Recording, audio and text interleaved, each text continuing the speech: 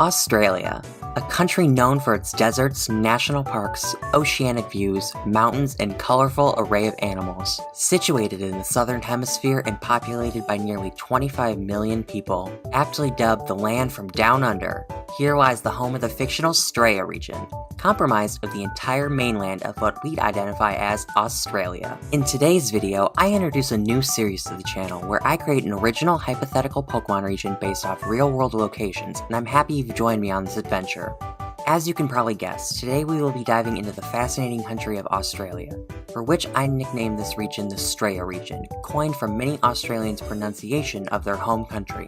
Before I dive into the video, I must acknowledge that various other content creators have done this type of series. While the region series isn't original in the sense that I thought of it, all aspects of the region itself will be original, such as Pokemon, cities, characters, and more. I also feel it's an important distinction to make, as not only am I appreciative of you joining me on this series to hear my thoughts and ideas, but I encourage you to seek out other content creators who have done similar videos, as I'm not alone in my wild imagination and thoughts of creativity.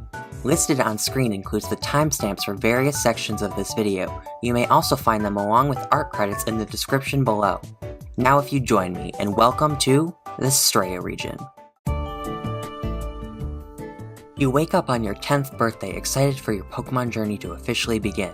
It's a sunny day in Malice Town as you leave your home going next door to Professor Acacia to receive your very first Pokemon. Along with this Pokemon, you're tasked with exploring the STRAYA region and helping complete the Pokedex. From Malice Town, you will encounter cloudy weather and drizzle as you approach the Nolani Rainforest, which will be loosely based off the Staten River National Park, plus some rainforest elements I added in for fun. This area of the region is particularly wet in contrast to the mostly arid climate of STRAYA. This weather doesn't stick, however, as more subtropical and oceanic climates sit alongside the eastern coast of STRAYA. Eastern STRAYA is heavily populated, and you'll go from one big city to the next with beautiful ocean views. These cities are named Coral City, Laguna City, and Ripley City, and are based off Brisbane, Sydney, and Canberra respectively. You'll get a fantastic view of the Great STRAYA Reef, where you'll be able to surf and dive later on in your journey. You can take a quick pit stop outside Coral City to a fascinating cave with indigenous cave paintings lurking inside, showing off many aspects of STRAYA's rich history. After you travel through these big cities, you'll enter Palmer City, which is the capital of STRAYA. This city is based off Melbourne, and even though Melbourne isn't the capital of Australia,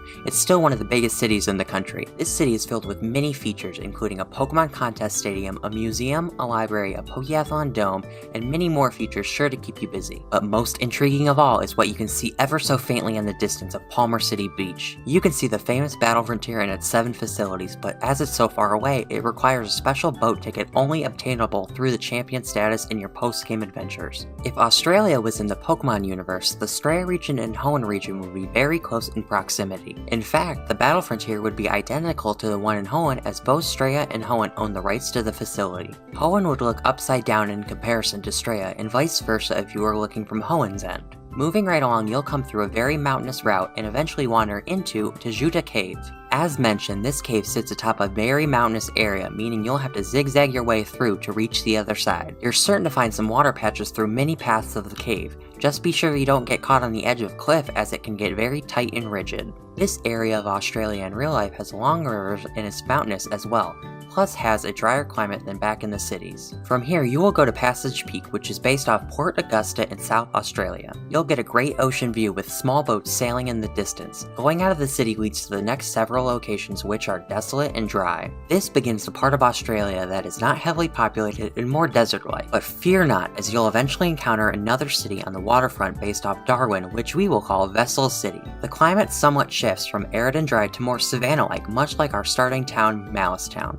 Again, we'll go through several small cities and caves, as this part of Australia is not very populated and is in the desert, but eventually we'll get to another large city at the southwestern end of Australia. This city in STRAYA based off Perth is called Seawall City and will serve as the last major city before you head off to Victory Road in the Pokemon League. The Pokemon League is situated on what we'd identify in Australia as Ayers Rock. The league sits in the middle of an incredibly rocky and rigid area, and in order to get to each member of the Elite Four, you'll have to climb a large mountain. Eventually you'll battle the champion at the end of your adventure and solidify your journey.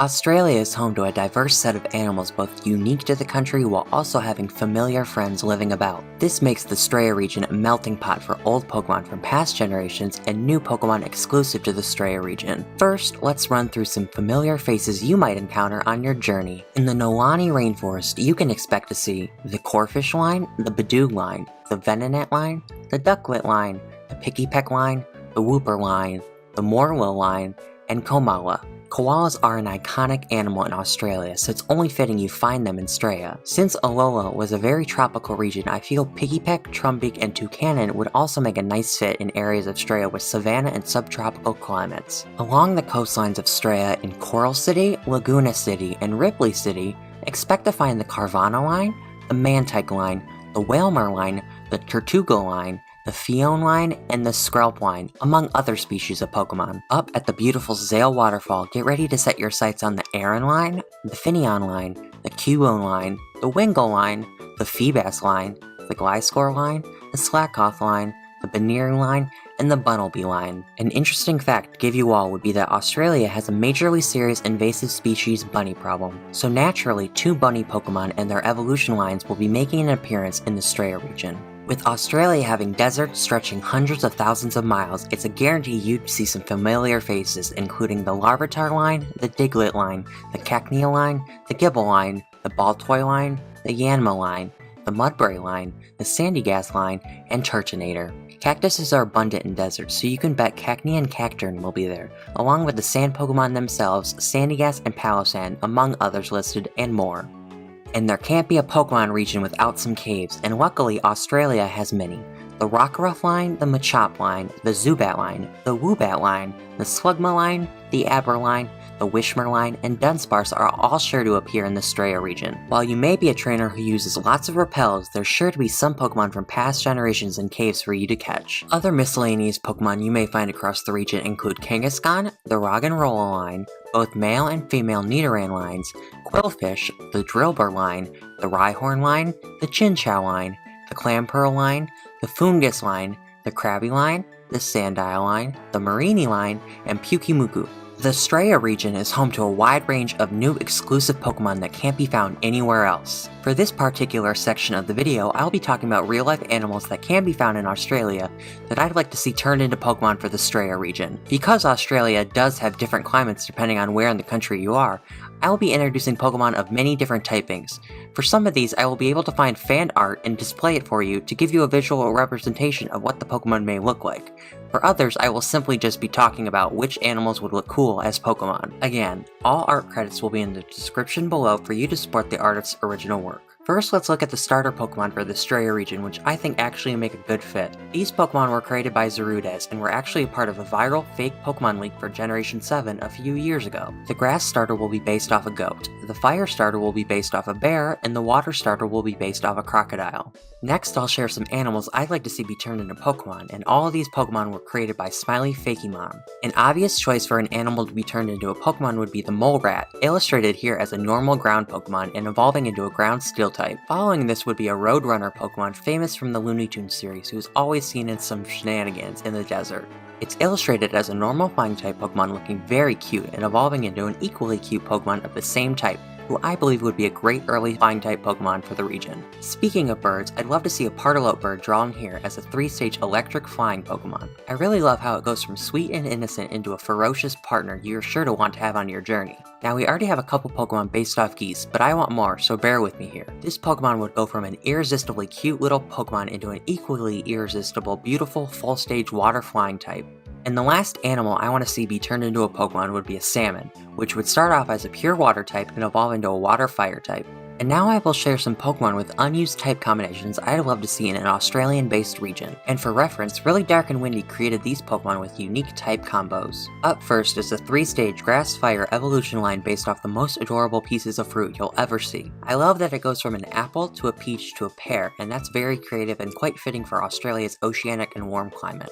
Following this would be an electric fighting type Pokemon that is sure to light up the STRAYA region. I for one am shocked this typing has never been used, so what better reason than to introduce it now. Next is what I'd say is probably the most dominating typing, which is Dragon and Fairy. This may be a yin and yang type of dual type, but this Pokemon and its evolution would be fascinating to see. And I have to mention that its final stage looks just like the dragon from an old kids TV show called Dragon Tales, so sign me up for this please and thank you. And lastly, I'd love to see a bug psychic dual type illustrated here as a very spooky spider with a unique web. Its evolution is just as spooky as its first form, and I totally think a bug like this would fit well into the Australian-based ecosystem of the STRAYA region.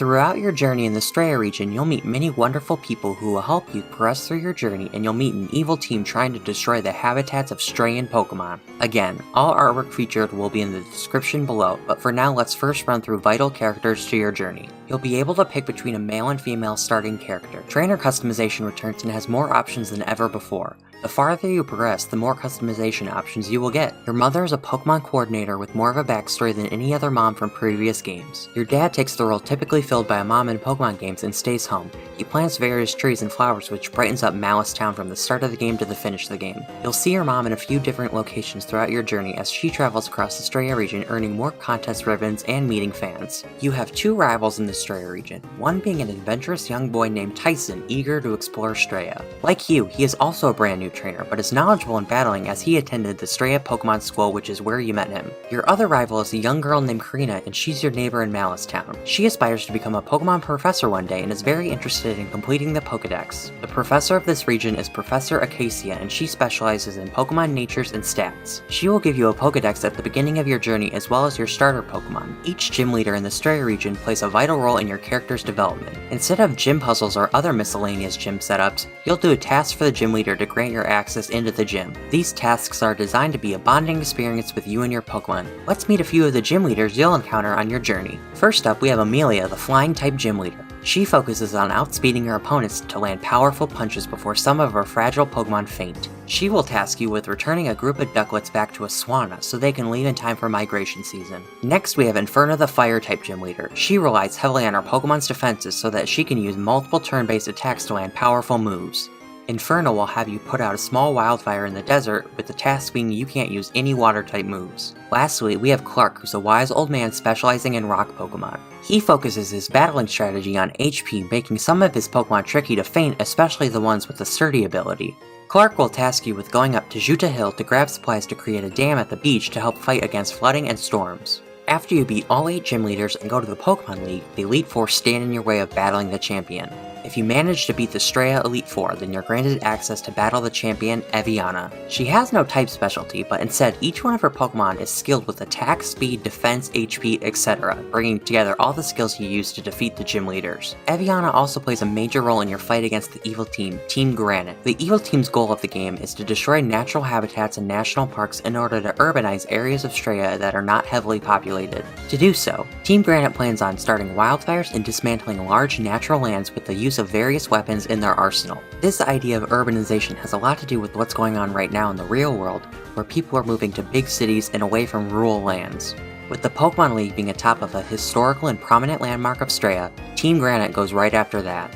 Team Granite doesn't care about STRAYA's rich history, nor do they have rational means of urbanizing the region, but instead think climate and land destruction is the fastest way of achieving their ideas. The climax will lead you to a direct confrontation with their leader, Maximus. If you defeat him, he will flee and Team Granite will crumble, but if you lose, iconic natural landmarks of STRAYA will be at major risk of destruction. Thank you all for joining me on my adventure of what an Australian Pokemon region would look like. This was easily the hardest video I've made and most time consuming, so your support is so appreciated to me. Leave a like, subscribe, comment, and share the video with anyone you know. I hope you can join me on our next adventure to another country, but until then, see you later for alligators.